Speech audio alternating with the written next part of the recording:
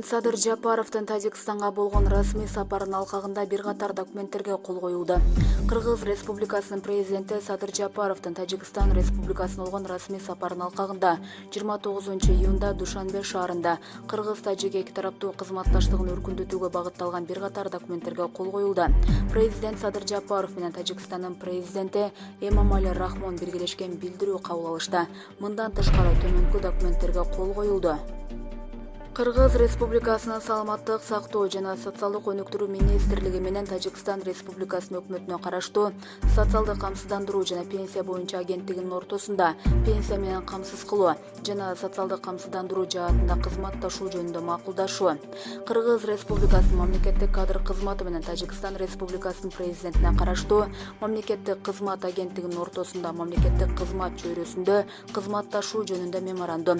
Кыргыз Республикасынын маданият, маалымат, спорт жана жаштар саясаты министрлиги менен Тажикстан Республикасынын өкмөтүнө караштуу жаштар иштери жана спорт комитетинин ортосунда жаштар саясаты жаатында кызматташуу жөнүндө меморандум.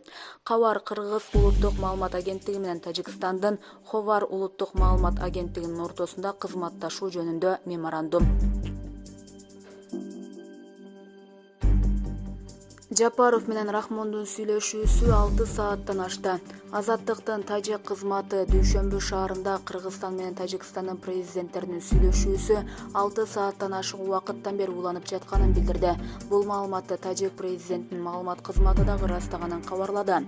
Маалыматка караганда Садыр Жапаров менен Эмомали Рахмондун көзмө-көз сүйлөшүүсү аяктабаганы жана кеңири чөйрөдө жолугушуу башталганбы же жокпу азырынча белгисиз. Тажик президентинин Касри Миллат сарайында жүргөн Озодинин кабарчысы Мулла Ражаб Юсуфинин билдиришинче, сүйлөшүү өтүп жаткан бөлмөгө эки тараптан тең атка минерлер улам сайын ар кыл документтерди көтөрүп кирип чыгып жатышат. Буга чейин Жапаровдун маалымат кызматы ал тар чөйрөдөгү жолугушууда чек арадагы соңку куралдуу жаңжал эки өлкөнү сынаган окуя болгонун, мындан ары кайталанышына жол берилбеши керектигин айтканын билдирген. Булак Азаттык. Министрлик өлкөдөгү медиктер милдеттүү түрдө эмделмей болду. Саламаттык сактоо министрлиги бардык медиктерге жана медициналык мекемелердин башка жумушчуларын милдеттүү түрдө коронавируска каршы вакцина алуу буйругун чыгарды. Бул туурасында министрликтин юридикалык бөлүмүнүн башчысы Азамат Жумакеев билдирди. Социалдык тармактарда министр Алымкадыр Бейшеналиев аталган буйрукка 29-июнда кол койгону туурасында сүрөт жарыяланды. Юристтин айтымында тиешелүү буйрук эмгек кодексине дал келет жана ал кызматкерлерди коргоого багытталган. Башка бейтаптарга жардам бериш үчүн дарыгер өзү корголгон болушу керек. Министрлик жумуш берүүчү катары коопсуздукту камсыздоого тийиш. Мындай практика Россия, Казакстан жана Европа өлкөлөрүндө колдонулат, деди Жумакеев.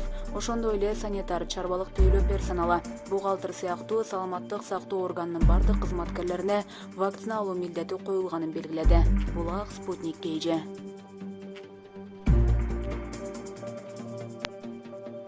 Бишкекте көп кабаттуу үйдөн кулаган 5 жаштагы бөбөк чарчап калды. Борбор калада 5 жаштагы бала көп кабаттуу үйдөн кулап түшкөндүгү боюнча маалыматты Октябрь райондук милициясына тастыкташты. Окуя кечээ 28-июнда Бишкек шаарында болгон.